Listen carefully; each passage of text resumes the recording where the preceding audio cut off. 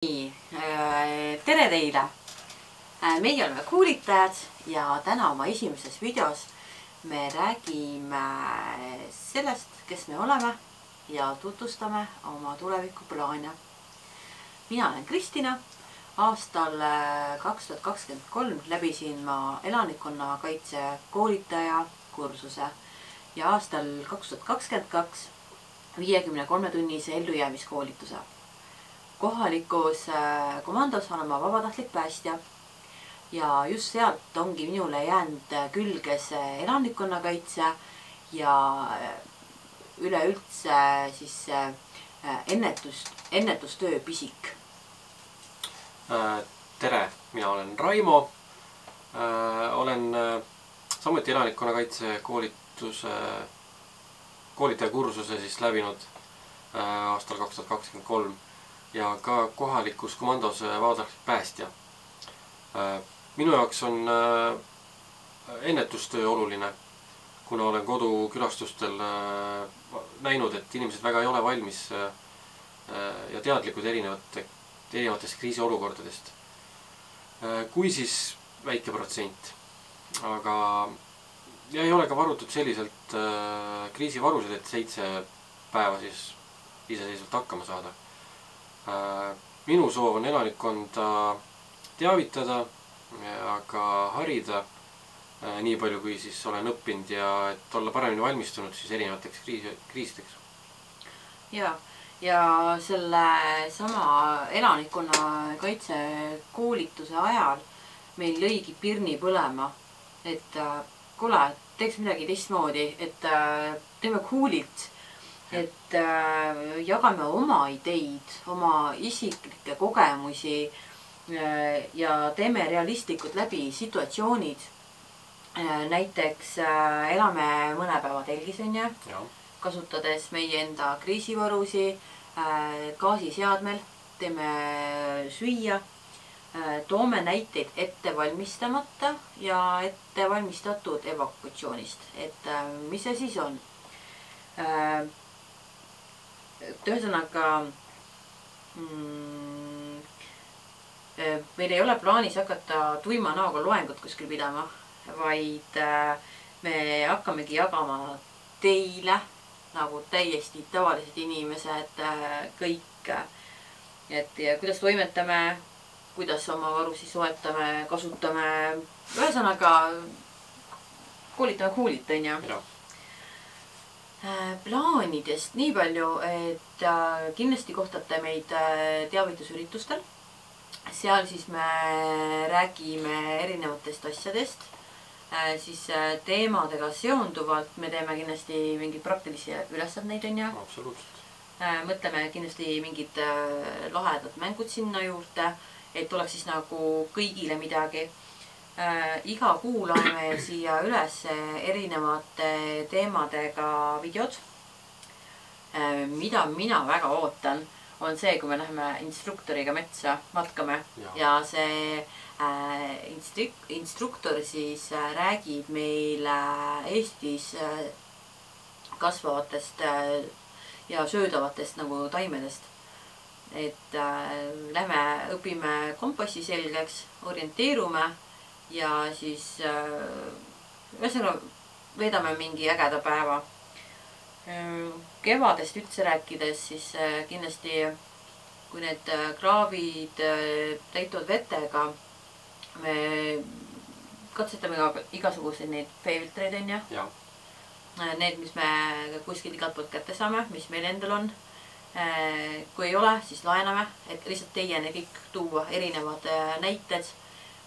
Looduslikud saab ka ju teha veefiltreid. Looduslikest andidest saab ka teha. Kuna hästi aktuaalne teema on generaator, siis me räägime ka kindlasti generaatoritest. Kuidas neid kasutada, kus neid kasutada ja seda just kõike selleks, et inimesed ei paneks ohtu ennast, oma vara, et saaks nagu asi toimima niimoodi hästi, et kõik oleks rahul. Nii, mida veel teeme? Me külastame kindlasti inimesi, kes on ise kriisis sees olnud. Uurime neilt, kuidas nad hakkama said, mis nad õppisid sellest ja mida soovitavad paremaks valmisolekuks. Et praegu võin tuua ühe näite, et inimene istus vangis siin nädalake, siis kui oli see lumetorm, et ei olnud tal elektrit, ei olnud ka läbitavat teed, sest et teenusepakkujad ei jõua sinuni kohe hopsti samal päeval, kui näiteks lumetuisu tõttu on teed kinni. Ja samamoodi, kui see lumi ju oma raskuse tõttu vajutab nende elektriliinidele nii, et need elektriliinid nagu langevad, siis ka paugust sul paari tunni jooksul seda elektrit ei taastata. Et mis sinu plaanid on? Sul on ka plaane? Mul on ka plaan, aga väga palju ei räägi, et plaan on teid metsa viia. Et saaksime testida eelnevalt kokku pandud siis evakuatsioonikotti. Mitte niisama. Ja vaatame sisu läbi. Proovime valmistada siis magamisase ja varjualuse. Mis veel? Kokata lõkke veel. Üks mõnus vatsatäis süüa. Ja veel huvitavaid asju. Aga seda kõike siis RMK ala veel. Et sa see päris rappa meid siis kohe ei vea? Päris rappa jah, ei vii. Et siis sellest evakuatsioonikottist veel rääkida, et mina olen kuulnud paljude inimeste suust, et oi, see evakuatsioonikott on nii kallis ja see sisse kõik asjad, mis lähevad, see träni on ju meeletult kallis on ja et mina arvan, see on üks põhjustest, et miks inimesed ei ole endale seda evakuatsioonikotti nagu kokku komplekteerinud. Sest ega mul ka oli kunagi algul see mõte, et ostan selle koti ja see on kallis ja siis ma panen sinna asjad sisse ka, need on ka hästi kallid. Siis ta on mul siin kuskil nurgas, kogub tolmu, et milleks seda vaja on. Aga tegelikult seal evakuatsioonikotis on ju kõik vajalik sees. Kas või ütleme näiteks käsikirves on ju, et väike siin käsikirves on ju. Et kui sa lähed ju tegelikult maale vanaema juurde, võtadki selle koti, paned autosse, sõidad, selle käsikirvega, teete neid algatuseks pilpaid, et te kasutate kogu aeg neid asju seal seest. Et siis te esiteks need jäävad ju käe järgi, on ju. Siis kui tuleb välja, et oi, näe, see nuga ei olegi mulle nii nagu mugav või et ta läheb kähku nüriks või tead, läks üldse pooleks. Et siis saab neid järjest välja vahetada. Ja ma usun, et see on päris hea, lahe kogemus. Et samamoodi kriisiorg on samamoodi, kui sa ei osta seda makaronipakki enda sinna nurka kilode viisi, vaid samamoodi ju kasutad. Läksin sellega nüüd nii hoogu, sest see on nii äge teema ju. Et aga kas sa natukene reedad meile, kuidas meie oma koti kokku saime ja kui palju see umbes maksma läks? Sellest muidugi jah, pikemalt räägin selle teemasel koolitusel. Aga nii palju võin öelda, et enamus asju ikka leidsin kodust. Et ma arvan, et igal inimesel on kodus täitsa selliseid vajalikke ja hästi säilivaid toiduaineid, mida siis kotti panna, et 7 päeva hakkama saada.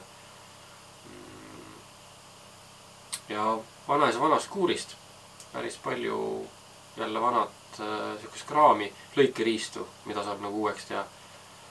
Ja võib-olla poest ostes läks äkki 50 €. Aga enamus on ikka enda kodust. See on tõesti hea plaan, et sul on see koolitusplaanis. Ja eks me anname teile jooksvalt ka teada iga videol, iga siis seonduva teemaga videol, et anname teile infot, kus te siis saaksite omakorda infot. Et näiteks jällegi see evakuatsioonikott on ja, et Naiskodukaitse lehel on näiteks kõik hästi ilusti olemas sihuke meeles pea stylis, et mis peaks olema evakuatsioonikotis, mis peaks olema kodus, mis peaks olema ka autos. Ja Päästeameti lehelt leiab ka hästi palju. Päästeametist rääkides, siis Tori vallas meil siin toimuvad kriisikoolitused. Ja üle Tori valla neid kokku 10 äkki ja 9 on veel ees, 1 on tehtud. Et kindlasti, kui on võimalus, mine vaata, kuula, sest et seda koolitust viivad läbi oma ala profid. Ja see annab teile päris palju, kindlasti annab, mina soovitan. Soovitame võralt. Ja kindlasti siis.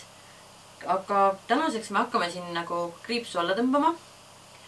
Järgmise video teema ongi meil kodune kriisivaru ja kriisiplaan. Et ehk siis kuidas luua head kriisiplaani. Ja teie saate ka kohe hakata siin samas meiega koos tööd tegema. Nimelt selle sama video alla meie ootame, jah, kui sa arvutis oletad nüüd ka võib-olla siinpool, kui telefonis siis siin allpool, et me ootame mõtteid, et milliseid koolitusi teie ootate. Ja auhinnaks on sellised üli ägedad helkurid. Siuke mõnusad vanaisa traksi siukse jublakaga. Ma ei tea, kus ütleme vanaisa traksid. Nagu traksidel need käivad. Ma panen need samamoodi siia video alla pärast. Ja teate, me loosime need 2. On ju, et ühe teile ja ühe teie sõbrale. Ja selleks siis tagi oma sõber siia video alla ja kirjutage, millist koolitust te ootate, et mis paneks teil selle siis nagu pirni põlema ja silma särama.